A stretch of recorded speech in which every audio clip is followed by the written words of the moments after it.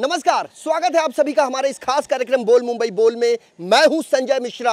देश की आर्थिक राजधानी मुंबई में बोल मुंबई बोल के माध्यम से हम हर उस इलाके में पहुंच रहे हैं जहां पर सालों साल से रहने वाली जनता पीड़ित है किसी न किसी चीज़ को लेकर। बात चाहे सरकारी योजना की हो, बात चाहे सरकारी महकमे के उदासीन रवैये की हो, तमाम लोग क्या सोचते हैं सरकार और सरकार की नीतियों को लेकर, ये हम तमाम लोगों से जान रहे हैं। लेकिन लोग आहत हैं। इसी तरह हम पहुंचे हैं इस समय जगड़ू नगर के नाम से जाना जाता है ये इलाका, और जगड़ू शाहनगर के नाम से जाना जाता है, और साथ ही साथ घाटकों पर पश्चिम का ये पूरा का पूरा नज़ारा है। हमारे कैमरे के सामने ये खड़े तमाम जो लोग हैं वो अवधूत कोऑपरेटिव हाउसिंग सोसाइटी के वो तमाम मेंबरान हैं। मिनी प्लॉट के नाम से जाना जाता है खास करके ये सोसाइटी, और कई पीढ़ियां इन्होंने यहाँ पर गुजार दी हैं। तकरीबन 15 से 16 साल पहले यहाँ पर रीडेवलपमेंट करने के लिए एक बिल्डर यहाँ आया था, लेकिन आज तक वो दिन और आज का दिन ऐसा लगता है कि जैसे थे की स्थिति में हम आज भी खड़े हैं, एक टकटकी लगाकर, एक इंतज़ार, एक आस, एक जिज्ञासा, एक उमंग को लिए कि कभी तो हमारे जहन में उपजे सवालों का जवाब हमें मिल पाएगा, कभी तो हमारी समस्याओं से हमें निजात मिल पाएगा। यहाँ एक एक व्यक्ति ऐसे हैं जिन्होंने कई अरसे यहाँ गुजार दिए हैं। ऐसे ऐसे वृद्ध सीनियर सिटीजन हमारे साथ हैं जिनकी सप्ताह में 3-3 बार डायलिसिस होती है, चूँकि किडनी खराब होने की एक बीमारी इन्हें पकड़ चुकी है। इस चिंता में कि अपने परिवार के लिए जो आशियाना इन्होंने बनाया था, वहाँ पर रीडेवलपमेंट के चलते जो आज की परिस्थिति निर्माण हुई है वो बेहद भयावह है, और इसे दुर्भाग्यपूर्ण कहा जाए तो इसमें कोई अतिशयोक्ति नहीं है। एक एक व्यक्ति के पास हम जाएंगे। सबसे पहले लॉरेंस के पास हम जाएंगे। 6 महीने से हमारे कार्यालय का चक्कर काटते हुए ये इंसान थक गए थे। मन में एक वेदना थी कि मीडिया पैसों से चलती है, मीडिया हमें न्याय दिला सकती थी, लेकिन मीडिया ने न्याय नहीं दिलाया है। इस कार्यक्रम को शुरू करने से पहले हम तमाम दर्शकों को बता दें, एशिया के इस सबसे बड़े लोकतंत्र में ना ही हम कार्यपालिका हैं, ना ही न्यायपालिका, और ना ही विधायिका। हम हैं लोकतंत्र के चतुर्थ स्तंभ। खबर जो सच है वो दिखाना, ये हमारा कर्तव्य है, और पूरी ट्रांसपेरेंसी विदाउट कट इस खबर को हम दिखाएंगे। और अब लॉरेंस साहब आपके पास आते हैं। अब बताइए, चूंकि इस कार्यक्रम को पूरा देश देख रहा है, आपके मुखारबिंद से सुनना चाहते हैं किस तरह की वेदना यहाँ के लोगों के पास है। यहाँ पे ये जो प्लॉट में हम लोग 1974 से रह रहे, 1974 में घाटकोपर लैंड डेवलपर ने हम लोग के लिए ये प्लॉट 8.42 स्क्वायर मीटर का बाउंड्री डाल के 216 घर बना के उनको इंडिविजुअल एग्रीमेंट बना के सब ये रजिस्टर्ड करके दिया है। लेकिन 40 साल से ये प्रॉपर्टी में कोई भी डिस्प्यूट नहीं था। 2007 में कुमार हाउसिंग कॉर्पोरेशन लिमिटेड ने ये प्रोजेक्ट ले लिया और उसने एक्सेप्ट किया, यानी गवर्नमेंट बॉडी का सामने रजिस्टर्ड एग्रीमेंट किया, सब कुछ किया कि तुम्हारा जगह सब प्रॉपर है, तुम लोगों को 387 कारपेट एरिया जगह मिलेगा, और हमारा साथ सब एग्रीमेंट वगैरह सोसाइटी का साथ करके सब लोगों को खाली कराया रेंट देके। लेकिन वो टाइम पे कुछ लोग उसको अपोज गए कि मेरा मानना ये था कि बिल्डर के पास परमिशन वगैरह प्रॉपर नहीं है करके मैं लड़ रहा था। तो वो ये मैटर वो टाइम पे कोऑपरेटिव कोर्ट में गया, कोऑपरेटिव से डबल बेंच और अपीलेट कोर्ट सब में जाके फिर मेरे को फोर्सेबली 200 पुलिस का साथ वो टाइम पे खाली कराया। फिर मैं हक के लिए लड़ा। कोर्ट ने कोई गलत तो नहीं किया, कोर्ट ने सीधा बोला था कि इनको ट्रांसिट कैम्प दे दो, लेकिन मैं हक के लिए बाद में लड़ते लड़ते मेरे को एक्सेप्टेबल नहीं था वो टाइम पे। तो मैं ग्राउंड में सोया, मेरा फिर आँख एक चला गया ये लपड़े में। फिर भी मैं इसमें लड़ने का कभी बंद नहीं किया 10 साल से। आपने कहा आपकी एक आँख चली गई, कैसे चली गई? मैं जब यहाँ पे ग्राउंड में सो रहा था तभी एक इंसान ने ह्यूमैनिटी ग्राउंड में मेरे को बोला कि तुम मेरा रूम में रह जाओ। वो गोडाउन था लकड़े का, तो उसमें मैं सोया, तो वो उसका लीकेज हो रहा था, तो बाजू का काम चालू था तोड़ने का, तो बिल्डर का आदमी ने उसको बुलडोजर से पूरा स्लैब को हिला डाला। तो मैं इसको प्लास्टिक डालने के लिए गया तो मेरा आँख में किल्ला लगा, एक मेरा बेड लगा। लेकिन आखिर ये रिलेटेड मैटर उसी के, क्योंकि मेरा घर ज़बरदस्ती खाली करा गया।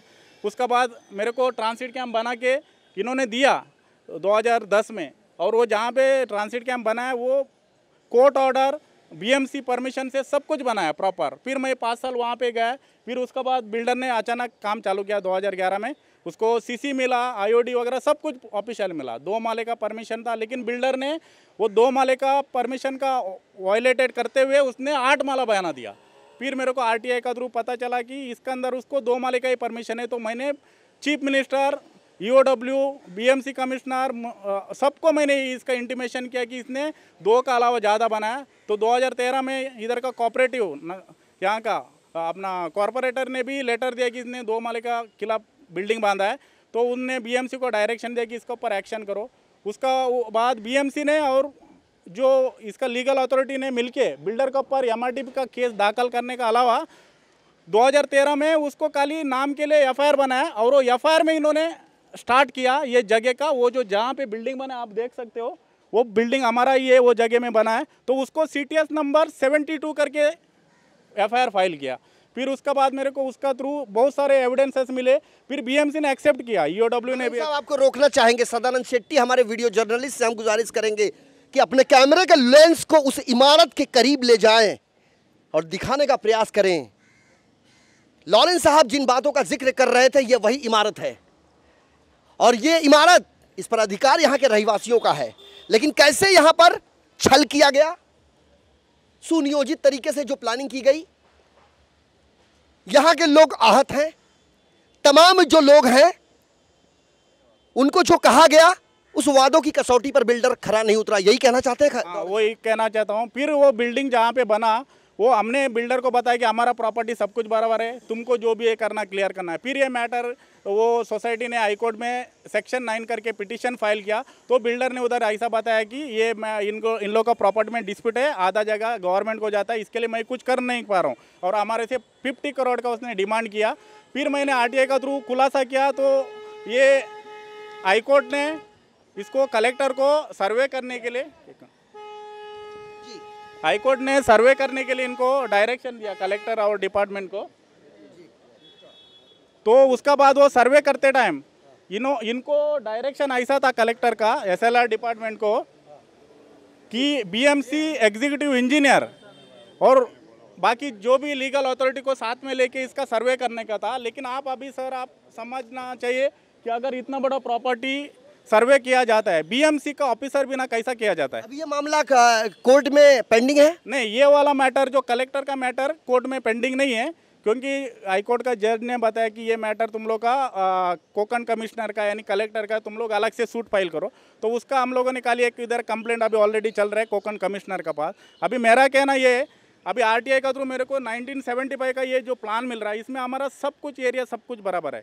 तो इन लोगों कलेक्टर का और एसएलआर का डिपार्टमेंट ने ऐसा दिखाया कि तुम्हारा जगह इसमें का 2600 तुम्हारा नहीं है, यानी ऐसा उसने सर्वे किया। और जिस दिन सर्वे किया, एक बात बताइए लॉरेंस साहब, दास्तान तो बड़ी दर्दनाक है और बड़ी लंबी है, कितना आप कहते रह जाएंगे, समय खत्म नहीं होगा। ये जो प्लान आप जो दिखा रहे हैं, हम इस प्लान के ऊपर चर्चा करेंगे, लेकिन आपसे ये जानना चाहेंगे कि जब रीडेवलपमेंट करने के लिए विकासक यहाँ पर आया था तो यहाँ पर जो सोसाइटी थी, सोसाइटी और यहाँ के रहवासियों की मीटिंग हुई थी? हाँ, मीटिंग हुई थी। उस मीटिंग में जिन जिन मुद्दों पे चर्चा हुई थी, क्या वो मुद्दे आज भी जीवित हैं? हाँ, मुद्दे जीवित है, लेकिन अभी वो मुद्दे का हिसाब से बिल्डर कोई कुछ कर ही नहीं रहा है ना। अभी मेंबर को कम से कम 3 साल से रेंट नहीं दे रहा है। अभी मेंबर का कोई गलती नहीं है। अभी प्रॉपर्टी में डिस्प्यूट उसी ने खड़ा किया। अभी जिसने बिल्डर ने जहाँ पे बिल्डिंग बांधा है, जो डिमार्केशन एरिया बता रहा है, उसी का पर उसने 2011 में अपना एविएशन डिपार्टमेंट से परमिशन लाया, यानी वो जगह हमारा क्लियर है। उसका बाद एनवायरमेंट डिपार्टमेंट से 2013 में उसको परमिशन लाया, उसमें भी हमारा वो जगह 8x42 स्क्वायर मीटर लिखा हुआ है, यानी ये जगह में कुछ भी प्रॉब्लम नहीं है। अभी बिल्डर बोलते जगह में प्रॉब्लम नहीं है, लेकिन जगह में प्रॉब्लम दिखाने की कोशिश की गई, ये इनके कहने का अभिप्राय है। वैसे हम इस कार्यक्रम को दिखाने का हमारा मकसद किसी की खिलाफत करना नहीं है, किसी को डोमिनेट करना नहीं है, लेकिन हमारा मकसद खबर पूरी पारदर्शिता के साथ उन तमाम लोगों तक पहुंचाना है जिनके अंदर ये जिज्ञासा बनी हुई है कि इन 24 न्यूज़ पर चलने वाले इस कार्यक्रम का एजेंडा क्या है, मुद्दा क्या है और इन 24 न्यूज़ दरअसल दिखाना क्या चाहता है। हम आपको बता दें, जिस कुमार डेवलपर के बारे में ये बात कर रहे हैं, हम कुमार डेवलपर साहब के पास भी जाएंगे और उनसे पूछेंगे कि जब आप डेवलपमेंट करने के लिए यहाँ पर आए थे तो किन किन चीज़ें ऐसी थी जो समस्या के तौर पे आपके सामने थी। जब शुरुआती दौर में कोई समस्या नहीं थी तो अचानक में ये समस्या कैसे पैदा हो गई? क्या ये धन उत्पार्जन करने का कोई नायाब तरीका है? क्या लोगों को परेशान करने का ये ठेका लिया गया है? इन लोगों ने कई पीढ़ियां यहाँ गुजारी हैं।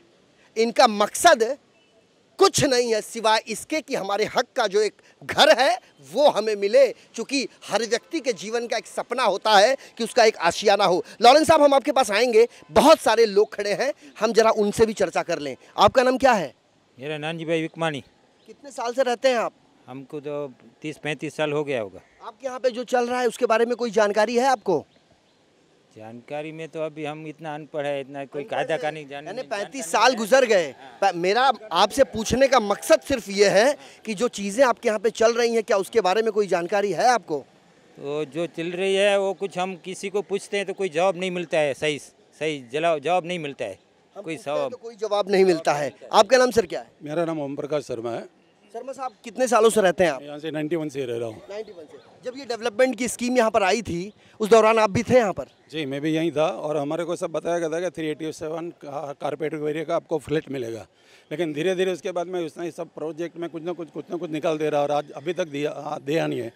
और हमारा भाड़ा भी इसने 3 साल से बंद रखा हुआ है। भाड़ा भी नहीं मिल रहा है, मकान भी टूट चुका है।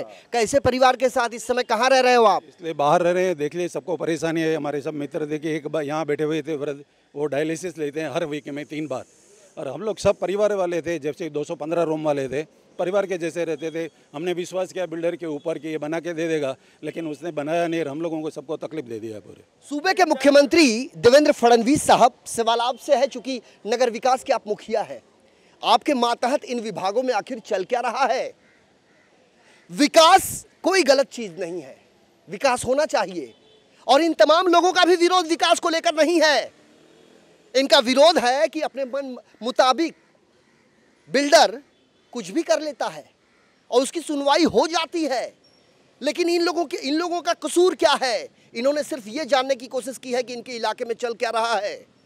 क्या वास्तव में जिस प्लॉट पर इनका मकान है वो प्लॉट किसी विवादित तो नहीं है, ये जानने की इन्होंने कोशिश की। लेकिन इनके पास जो उत्तर है, इनके पास जो पेपर है, इनके पास जो दस्तावेज है, वो चित्कार मार मार के कह रहा है कि यहाँ पर कोई कंट्रोवर्शियल चीज़ें नहीं है। बावजूद इसके यहाँ पर विवाद का स्वरूप लगातार बढ़ता जा रहा है, और ऐसे में दखल देना बहुत ज़रूरी है सरकारी महकमे के आला अधिकारियों को। लेकिन ये भी पीड़ित हैं उन तमाम सरकारी अधिकारियों को। लॉरेंस साहब, एक बात बताइए, कलेक्टर साहब ने अलग अलग समय पे कॉन्ट्रडिक्शन स्टेटमेंट किस तरह से आपको उलझन पैदा की आपके सामने? क्योंकि आपने हमसे कहा था कि कलेक्टर, डिप्टी कलेक्टर साहब खुद उलझन पैदा कर रहे हैं। हाँ, कलेक्टर का पास मैं गया था जब हाई कोर्ट का ऑर्डर कैसा से उन्होंने जो सर्वे किया, तो बीएमसी ऑफिसर प्रेजेंट नहीं था। बीएमसी ऑफिसर को प्रेजेंट ना, ये प्रॉपर्टी में सबसे इंपॉर्टेंट चीज़ था, क्योंकि बिल्डिंग को सीसी आईओडी बीएमसी देते हैं, कलेक्टर नहीं देते अभी। और ये जो बिल्डिंग इलीगल 2 माला लीगल है,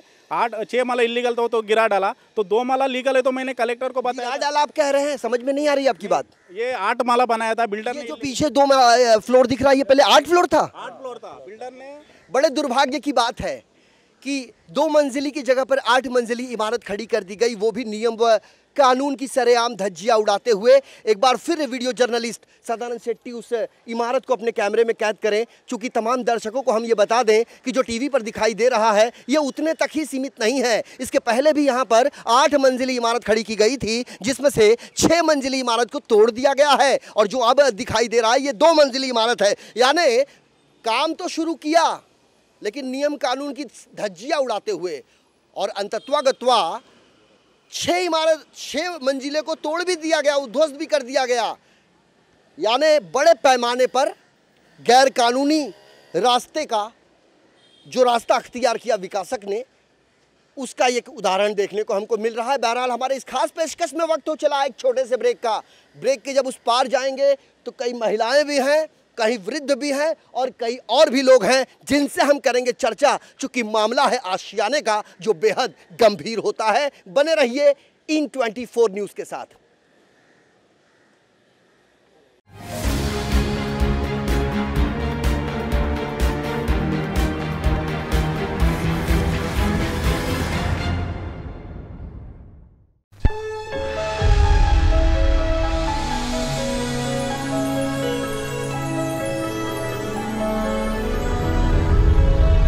तुझे यहाँ से शहर कैसा दिखता है? बहुत छोटा नजर आता है ये शहर। खुद को बड़ा करेगा ना तो वही शहर छोटा नजर आएगा।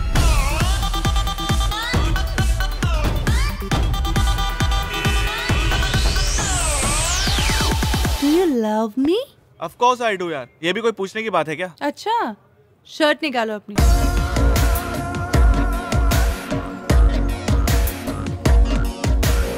करना क्या है? मोहल्ले के लड़कों को इकट्ठा करके शाखा ही तो खोलनी है। पर देव सिंह ही क्यों? क्योंकि देव सिंह इस कोटा शहर का सबसे बड़ा पॉलिटिकल गुंडा है। हुकुम, मेरा नाम विष्णु राजपूत है। तुम जैसे युवा कार्यकर्ताओं की तो हमारे संगठन को जरूरत है।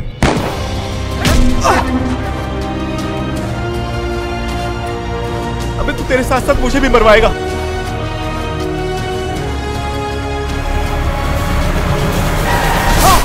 नदी में पत्थर फेंकने से कुछ नहीं होता विष्णु, वो बस इतनी बड़ी नदी में डूब जाता है।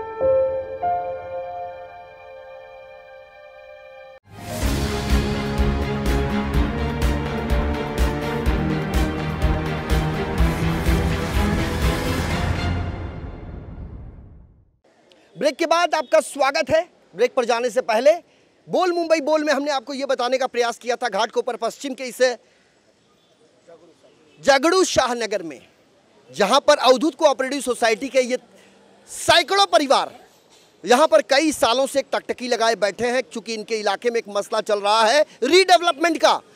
15 साल बीत गए लेकिन आज भी स्थिति जस की तस है, बल्कि पहले से ज्यादा दयनीय स्थिति इनकी है। पहले तो इनके मकान हुआ करते थे, उनको धराशायी कर दिया गया और पिछले 3 सालों से इन्हें किराया तक नहीं मिल रहा। और ऐसे में उन तमाम मुंबई में चल रहे विकास कार्यों पर भी एक सवाल उठता है कि अगर ये एक पार्ट एंड पार्सल है तो पूरा का पूरा रीडेवलपमेंट की अगर बात की जाए मुंबई की, तो वहां की स्थिति क्या होगी। आपका नाम सर क्या है? राकेश शाह। राकेश साहब, कितने सालों से रहते हैं यहाँ पे आप? मैं 32 ईयर्स का हूँ और यहीं पे बॉर्न हुआ हूँ। अब 32 साल पहले यहाँ पैदा हुए और 32 साल के आप हो गए इतने लंबे चौड़े, लेकिन आपका यहाँ डेवलपमेंट नहीं हो पाया। मसला क्या है आपके अनुसार? किस तरह का अनुभव आपको मिला यहाँ पर? 32 साल, जस्ट ऐड करता हूँ आपके पॉइंट को कि पिछले 10 साल से हमारा रीडेवलपमेंट रुका हुआ है और मेरी ज़िंदगी की ये 33% लाइफ है जो हम लोग ने बाहर गुजारी है केवल इस मुद्दे को लेके।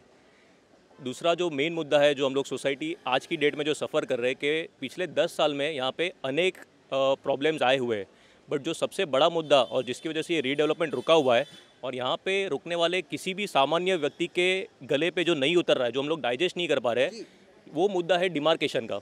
अभी यहाँ पे 180 स्क्वायर फीट की चॉल सिस्टम रहती थी। More than 80% of the people are पढ़े लिखे नहीं है यहाँ पे।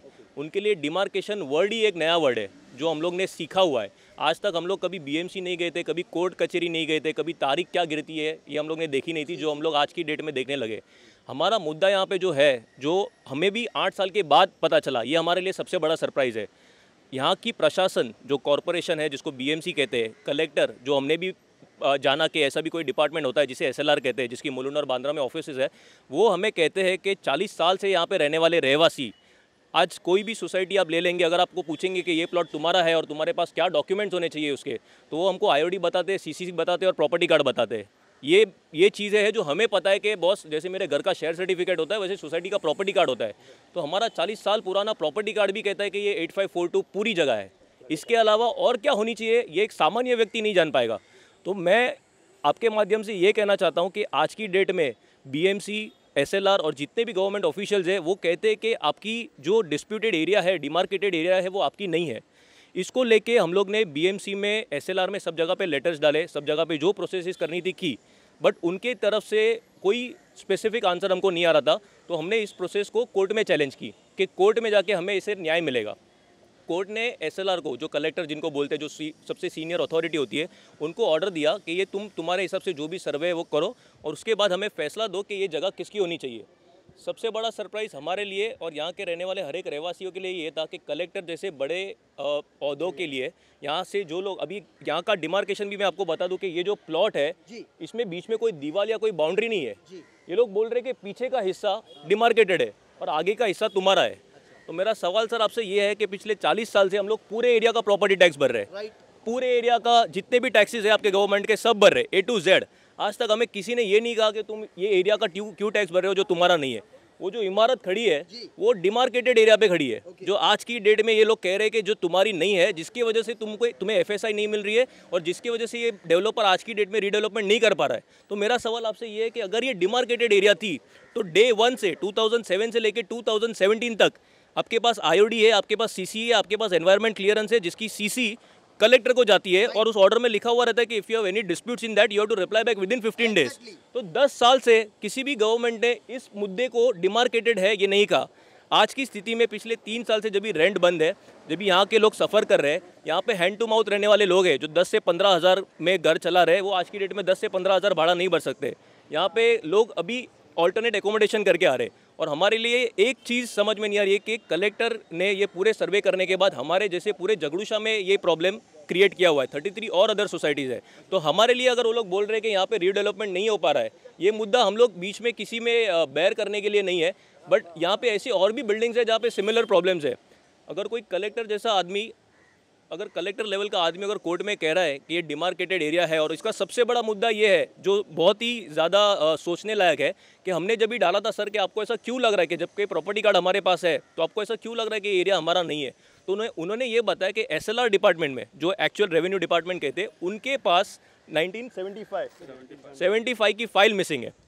मिसिंग है? यस, द एक्चुअल मुद्दा ये है कि गवर्नमेंट में 1975 के रिकॉर्ड्स अपडेटेड नहीं है। ये कोई डिमार्केशन नहीं है, ये उनकी फाइल मिसिंग है, ये मुद्दा है। हमने इसके लिए RTI डाला है, लॉरेंस साहब के पास सब प्रोसेस है, और उन्होंने RTI में, this is the most surprising part, collector ने RTI में SLR डिपार्टमेंट में दिया हुआ है कि ये फाइल मिसिंग है।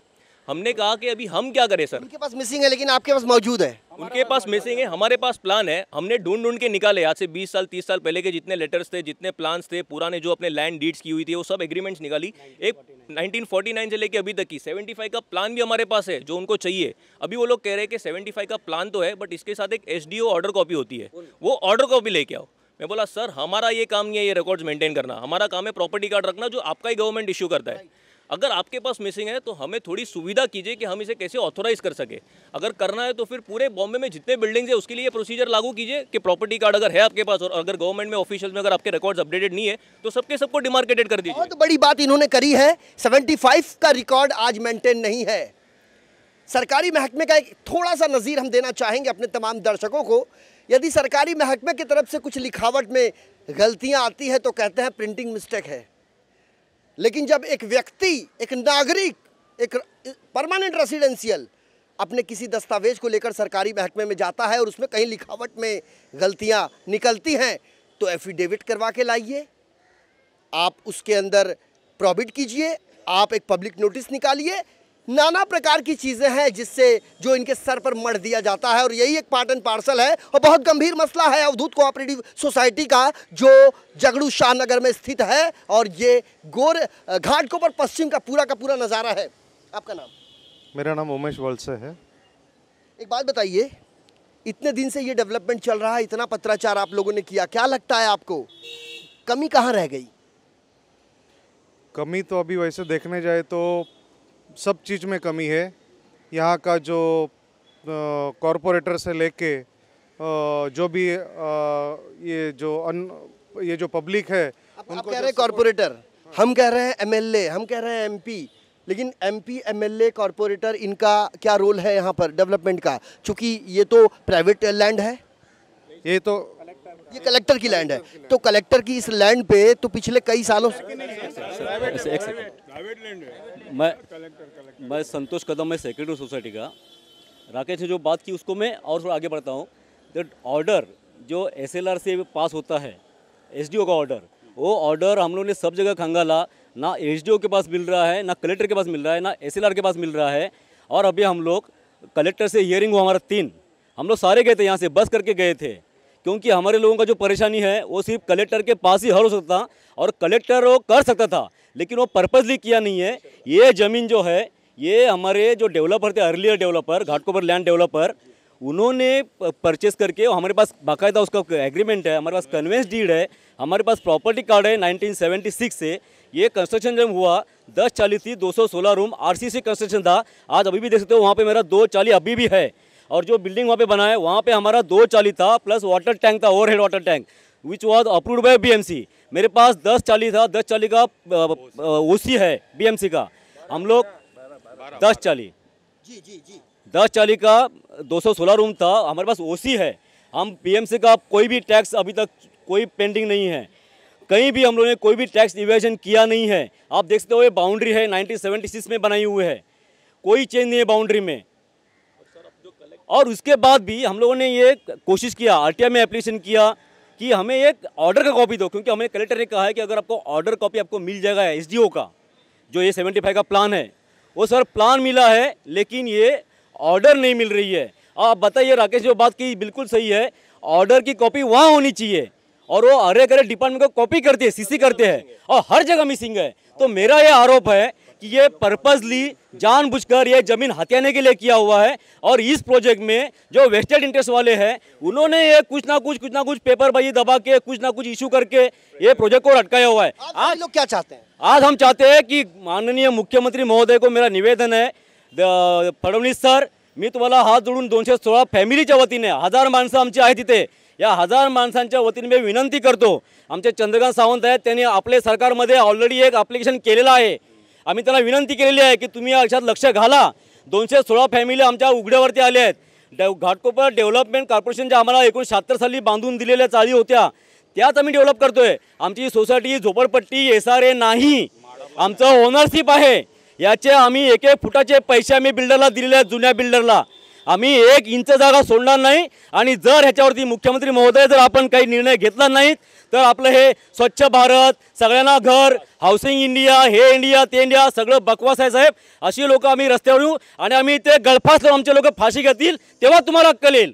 सब्र का बांध जब टूटता है तो दिल की वेदना बाहर निकलती है और अब मुख्यमंत्री देवेंद्र फडणवीस से इन्होंने मांग की है कि इस मामले में यदि आपने हस्तक्षेप नहीं किया तो आपकी तमाम उन योजनाएं का क्या जो आपने चुनाव प्रचार के दौरान महाराष्ट्र की जनता से बड़े बड़े दावे किए थे, बड़े बड़े वादे किए थे, चाहे वो पारदर्शिता की बात हो, चाहे डेवलपमेंट की बात हो, चाहे मुंबई को शंघाई बनाने की बात हो, चाहे मुंबई के जनता को बसाने की बात हो। हमने झोपड़पट्टी पुनर्वसन योजना का भी तमाम इलाकों का दौरा किया है, वहाँ पर भ्रष्टाचार का दिमक 90% से ज़्यादा अंदर तक जा घुसा है, लोग परेशान हैं, मकान टूट चुके हैं। संक्रमण शिविर में उस 4 दीवारी में मुर्गी के दरबे के इतना बना हुआ वो संक्रमण शिविर, जिसमें अल्टरनेट अकोमोडेशन के तहत उन्हें रहने के लिए मजबूर किया गया है, लेकिन अब तक कोई सरकारी महकमे का अधिकारी कर्मचारी उनके पास नहीं पहुंचा है उनकी सुध लेने के लिए कि वो सुबह का खाना खाते हैं तो क्या शाम का खाना उन्हें मिल पाता भी है या नहीं, चूंकि गलिच्छ बस्ती में गरीब रहता है। बात यहाँ पर रीडेवलपमेंट की हो रही है, यहाँ कोई झुग्गी झोपड़ी की बात नहीं है, यहाँ तो पक्के आरसीसी के प्राइवेट लैंड इन्होंने बताया। और जिस तरीके से दस्तावेज गायब कर दिए जा रहे हैं, इसे समझा क्या जाए। शुरुआती दौर में जब विकासक यहाँ पर रीडेवलपमेंट करने के लिए आया था तो यहाँ के तमाम मेंबरान और जो कमेटी मेंबरान हैं उन्होंने सामूहिक तौर पर बैठकर विकासक को हरी झंडी दी थी विकास कार्य करने के लिए, लेकिन 1 नहीं, 2 नहीं, 3 नहीं, 10 नहीं, 15 साल बीत चुके हैं और अभी भी अपनी बदहाली पर आंसू बहाता ये अवधूत कोऑपरेटिव सोसाइटी का वो 200 से अधिक परिवार आज भी एक एक दिन गिनने को मजबूर है। बहुत संक्षेप में सर, एक सबसे बड़ा मुद्दा जो आप बता रहे थे सर, कॉर्पोरेटर या MP या MLA का क्या रोल है, मैं आपसे सिर्फ एक ही कहना चाहता हूं कि हम लोग पिछले काफ़ी दिनों से पेपर में पढ़ रहे हैं कि ये जो फडणवीस जी की सरकार है, पारदर्शिता या फिर जो गुड गवर्नेंस जिसे कहते हैं, तो मेरा आपसे सवाल यही है सर कि आपका कॉर्पोरेटर, MP और MLA और चीफ मिनिस्टर सब आप ही के पार्टी के, यहाँ पे भाजपा नीचे से लेके ऊपर तक है, तो अगर आप कहते हैं कि पारदर्शिता आपका मुद्दा है तो फिर ये फाइल मिसिंग क्यों है सर? और अगर फाइल मिसिंग है तो इसका जिम्मेदार कौन है? आज 216 परिवार आज बाहर रुके हुए हैं, उनका रेंट बंद है केवल इसी मुद्दे के लिए। कोर्ट भी अगर आज फिक्स में है क्योंकि अगर लैंड ही उसके नाम पे नहीं है तो उन्हें भी डेवलपर के लिए फेवर है। This is the entire judiciary system is it's going that way. बिल्कुल, जिस पार्टी का सूबे में सरकार है, जिस पार्टी की सूबे में सरकार है, जिस पार्टी के यहाँ के विधायक है, जिस पार्टी के यहाँ के सांसद हैं, सब एक ही पार्टी और वो पार्टी है भारतीय जनता पार्टी। और यहाँ के हाउसिंग मिनिस्टर साहब जो हैं वो भी यही घाटकोपर के ही हैं, घाटकोपर पूर्व के, और उनके पास भी ये गए थे। लेकिन एक बात समझ में आती है, यदि आपने नगर सेवक दूसरी पार्टी का चुना, विधायक किसी और पार्टी का चुना, सरकार किसी और पार्टी की बनती है, तो बात आती है उस खिचड़ी सरकार की।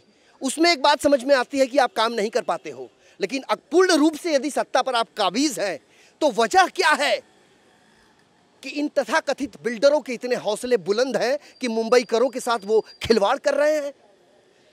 चलते चलते लॉरेंस साहब, चलते चलते लास्ट एक मुद्दा सर, हमने ये भी नक्की किया है सर कि हाँ सर, ये मामले में मैंने प्राइम मिनिस्टर को कई बार लेटर लिखा, तो प्राइम मिनिस्टर का ऑफिस से महाराष्ट्र चीफ सेक्रेटरी को ऑर्डर हो गया कि इसके ऊपर इन्वेस्टिगेशन करो, तो अभी तक इन्वेस्टिगेशन नहीं हुआ है। प्लस एंटी करप्शन ब्यूरो ने ये पूरा मामले को कलेक्टर, बिल्डर और पूरा उसने भी ऑर्डर कर दिया नगर विकास सचिव सेक्रेटरी को कि इमीडिएट एक्शन ले लो। तो अभी नगर सचिव और जो प्राइम मिनिस्टर का जो लेटर है, इन लोग मंत्रालय में बोलते हैं कि हमको कोई लेटर ही नहीं आया। ये कल परसों का न्यूज़ है। प्लस ये जो फाइल, तमाम दर्शकों को लेटर दिखाना चाहेंगे क्योंकि लॉरेंस साहब ने ये स्टेटमेंट कैमरे पर दिया है, तो ऐसे में ये दिखाना बेहद ज़रूरी है। इन्होंने सवाल खड़ा किया है मंत्रालय के उन अधिकारियों पर कि जो ये मानने को तैयार नहीं है कि जो लेटर ये दिखा रहे हैं, इस तरह का कोई लेटर पीएमओ ऑफिस से उनके ऑफिस में नहीं आया है, लेकिन टीवी स्क्रीन पर ये वही लेटर है। मुख्यमंत्री देवेंद्र फडणवीस साहब, आपके मातहत आखिर चल क्या रहा है?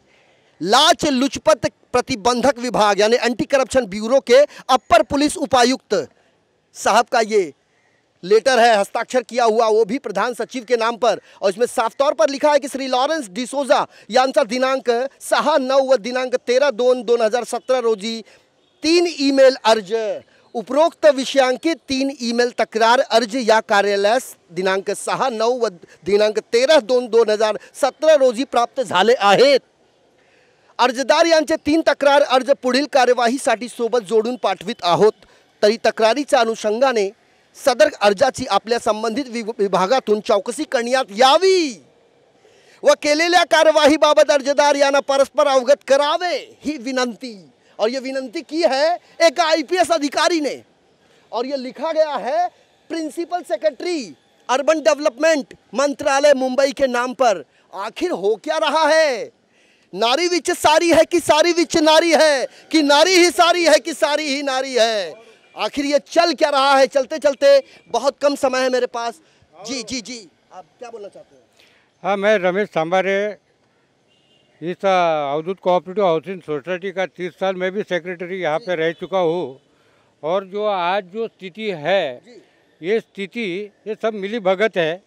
और ये मिली भगत यहाँ का जो विधायक है, यानी विधायक तो बाद में आया, पहले तो आपके घर के लोग हैं। हाँ, नहीं, घर के लोग ठीक है, लेकिन हम लोगों को घर का भेदी नहीं ढाएगा तो जब तक घर का भेदी नहीं होगा तब तक लंका नहीं ढाएगी साहब। साहब, मैं क्या कर रहा हूँ, आज 216 लोग रास्ते के ऊपर है। प्रश्न वो है, अगर 216 लोगों का अगर सोच नहीं सकता है तो वो विधायक किस काम का हमारे? जाहिर सी बात है, अगर इतने बड़े फैमिली का यदि वो सोच नहीं सकता है। जी जी जी, मिसिंग का एक रिकॉर्ड आया कल।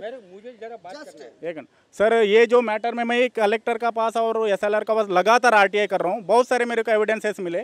कल नहीं परसों उन्होंने 2010 में जो फाइल गायब हो गया था, मैंने उनको एफआईआर कॉपी मांगा था, तो उन्होंने मेरे को पहला आरटीआई में लिखा कि उसके ऊपर जो भी एक्शन किया हुआ उसका फाइल मिल नहीं रहा है करके लिख के दिया। फिर अपील करने के बाद उन्होंने मुलुंड पुलिस स्टेशन में 24/3/2017 को ये मिसिंग सर्टिफिकेट लिखा है, यानी एफआईआर नहीं किया। एफआईआर करने के लिए लेटर दिया लेकिन एफआईआर नहीं किया, यानी ये मामले को इधर दबा दिया। मतलब कोई इंक्वायरी नहीं होगी, कुछ नहीं, यानी एक्शन लिया। मेरा कहना ये, अगर कलेक्टर सर्वे करने के बाद, नया रूल कार्ड बनाने के बाद, नया प्रॉपर्टी कार्ड बनाने के बाद एरिया कम का, तो अगर बोलते कि फाइल मिसिंग है 2017 में, तो तुम्हारा पास ये फाइल नहीं करके तुम खुद एविडेंस दे रहे हो। बिल्कुल बिल्कुल बिल्कुल। आपका नाम क्या है? प्रवीण राबड़िया।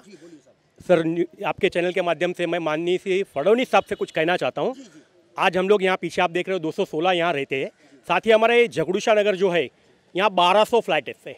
40 साल पहले यहाँ कोई डिमार्केशन नहीं था। 2010 में अचानक डिमार्केशन आता है, ये सारे झगड़ूशा पे आया हुआ है। आज 2.5 साल बाकी है 2019 के इलेक्शन को। माननीय फडणवीस से मैं विनती करता हूँ, ये डिमार्केशन निकाले, अन्यथा हम झगड़ूशा के 1200 फ्लैट वासी इलेक्शन का बॉयकॉट करेंगे। 2019 क्लियर। बहुत बड़ी बात कही आपने। आपने सर इस बार भी नोटिस किया रहेगा, तो बीएमसी का जो इलेक्शन हुआ था, अगर आप सर्वे, आपको शायद इसका डेटा नॉलेज रहेगा, बट घाटकोपर एक ऐसा जो उनका प्रोविज़न है जहाँ पे बीजेपी को सीट्स कम से कम मिली है। आप मुलुंड देखिए, पूरा बीजेपी है। आप बोरीवली कांदिवली देखिए, पूरा बीजेपी है। लेकिन प्रकाश भाई मेहता साहब तो मंत्री हैं। एग्जैक्टली। तो सर, हम आपके माध्यम से यही कहना चाहते हैं सर कि 2019 में जो इलेक्शन आने वाले हैं, जो एमपी जो अपने लोकसभा के इलेक्शन है, अगर हमारी अपेक्षा उससे पहले है, बट अगर उससे पहले अगर ये मुद्दा नहीं होता है तो निश्चित रूप से 1200 फ्लैट के जो मेंबर्स है वो या तो इलेक्शन बॉयकॉट करेंगे या तो नोटा पे हम लोग अप्लाई करेंगे। क्योंकि हमारा क्लियर है कि अगर आप बोलते हो कि आपका एजेंडा में पारदर्शिता, विकास, growth, transparency, if these are your agenda, तो हमें सिर्फ ये बता दीजिए सर कि ये ज़मीन किसकी है और ये 40 साल तक इस पे क्या हुआ था। कुल मिला के यदि आप अपने वादों की कसौटी पर खरे नहीं उतरते हैं तो हम कैसे उतर सकते हैं आपके पैमाने पर? आप जी कलेक्टर जैसी अथॉरिटी कोर्ट में ये कह रही है कि ये फाइल मिसिंग है। कलेक्टर जैसी अथॉरिटी, शर्म आनी चाहिए इनको। तो हमने तो उनको ये कहा था कि अगर आपके पास फाइल मिसिंग है तो मराठी में कहावत आहे, बाप दाखवणे तर साध्य घाल। बिल्कुल, हमने उनको कहा कि आमच्याकडे हे पेपर आहेत, हे पेपर तुम्ही बघा, त्यापेक्षा तुम्ही ऑर्डर पास करा। तो बोले नहीं, हम लोग ऐसा नहीं कर सकते, हमें अथॉरिटी नहीं है। तो अथॉरिटी नहीं है तो फिर पेपर फाइल मिसिंग है, गायब है, सब उसका क्या मतलब जवाब है? तुम्हारे पास अगर पेपर नहीं है इसका मतलब तुम हाथ ऊपर खड़े करके चलोगे। यहाँ पे 1200 फैमिली हमारी बाहर है और ये पूरा लेआउट है सर, ये 74 लेआउट है ना, यहाँ पे 34-35 सोसाइटीज है ना, 34 सोसाइटीज है और ये सारी 34 सोसाइटी में प्रॉब्लम करके रखा इन्होंने। यही प्रॉब्लम है। और इसमें बाकी क्या है, ये मेरी सोसाइटी जो है सर, जो मेरी सोसाइटी है, यहाँ पर हम लोगों ने एग्रीमेंट किया है, वेकेट किया है, यहाँ पे बिल्डर ने सीसी लाया, ओसी लाया, काम चालू किया है और काम चालू करने के बाद तुम्हारा काम रुका हुआ है। बाकी सोसाइटी जो है वो अभी स्ट्रक्चर ऐसे ही है, लेकिन वो भी अभी डिलेपिड है, वो भी 40 साल पहले बिल्डिंग्स है, कभी गिरेंगी, कभी टूटेंगी, कोई बोल सकता है। जब मरेंगे तभी ये लोग आएंगे एम्बुलेंस लेके। बिल्कुल बिल्कुल, जब कोई आपात स्थिति पैदा होती है तो वहाँ पर स्थानीय नेता पहुँचता है और मृतक के परिवार कुछ सहानुभूति दिखाता है, जैसे कि उसे बहुत ज़्यादा तकलीफ हुई है। लेकिन समय रहते उन तमाम जर्जर इमारतों को यदि बना दिया जाए तो यकीनन कोई भी इमारत गिरने की घटना नहीं होगी, यही सत्य है जी। चलते सर, मोदी जी का एक लक्ष्य है कि 2022 तक सबको घर मिलने चाहिए। 2022 इज मिशन टारगेट। मेरा आपसे सिर्फ एक ही कहना है सर कि अगर आप जो लोग एटलीस्ट 5 years 10 years से बाहर रह रहे, हमारे जैसे लोग, इनका पॉपुलेशन बॉम्बे में क्लोज टू 40 to 60% है। अब उन्हें अपना घर दिला दीजिए और मैं निश्चित रूप से कहता हूँ कि इसमें या तो आपको बिल्डर दोषी मिलेगा जो अपने वेस्टेड इंटरेस्ट के लिए काम करता है, या तो फिर निश्चित रूप से गवर्नमेंट के एम्प्लॉइज़ के डिले की वजह से या फिर उनके वेस्टेड इंटरेस्ट की वजह से। डिस्चार्ज ड्यूटी की ये बात कर रहे हैं। एक सरकारी अधिकारी यदि अपने कर्तव्य का ईमानदारी से निर्वाह नहीं करता है तो डिले ऑफ डिस्चार्ज ड्यूटी के तहत उस पर कार्रवाई हो सकती है। और यही कारण है कि जिस तरीके से केंद्र सरकार में भारतीय जनता पार्टी की सरकार बनी है, महाराष्ट्र की सत्ता पक्ष में भारतीय जनता पार्टी की सरकार है, ओवरनाइट तो बदलाव नहीं होगा, लेकिन 15 साल भी कोई छोटा मोटा समय नहीं होता है। अतः 2022 तक आप भारतवर्ष के हर व्यक्ति को मकान देने की बात कर रहे हैं तो पिछले 15 साल से जो टकटकी लगा बैठे हैं उनका क्या? बहुत कम समय है, बहुत कम समय है। मेरी सोसाइटी के ये 10 साल के अंदर 70 के आसपास लोग अभी यहाँ पे 70 के आसपास लोग यहाँ से स्वर्ग सिधार गए हैं। वो अपने दिल में सपना लेके कि ये मेरा खुद का घर हो। और सर ये यहाँ पे सभी ने अपना मेहनत से कैसा किया हुआ है। यहाँ पे 2-2 पीढ़ियाँ यहाँ पे खड़ी होगी लोगों की।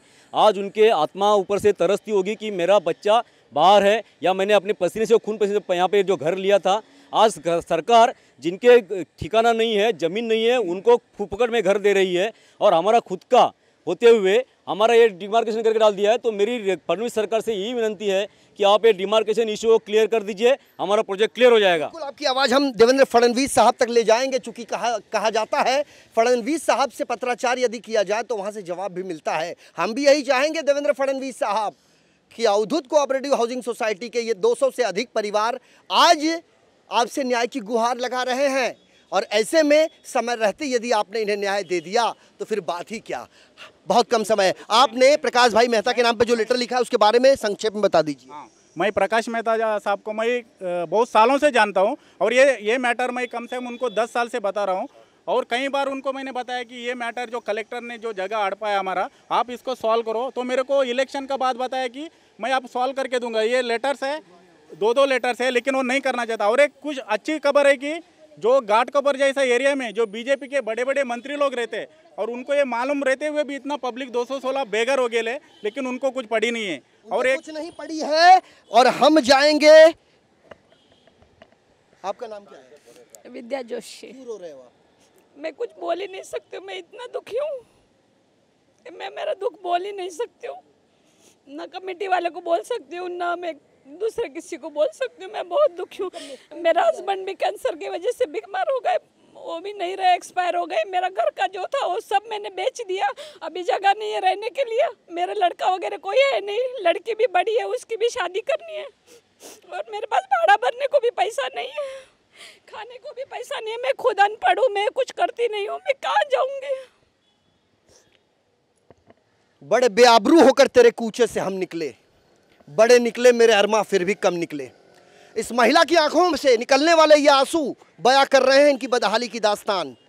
जोड़ा टूट चुका है, सारे सपनों पर पानी फिरता नजर आ रहा है।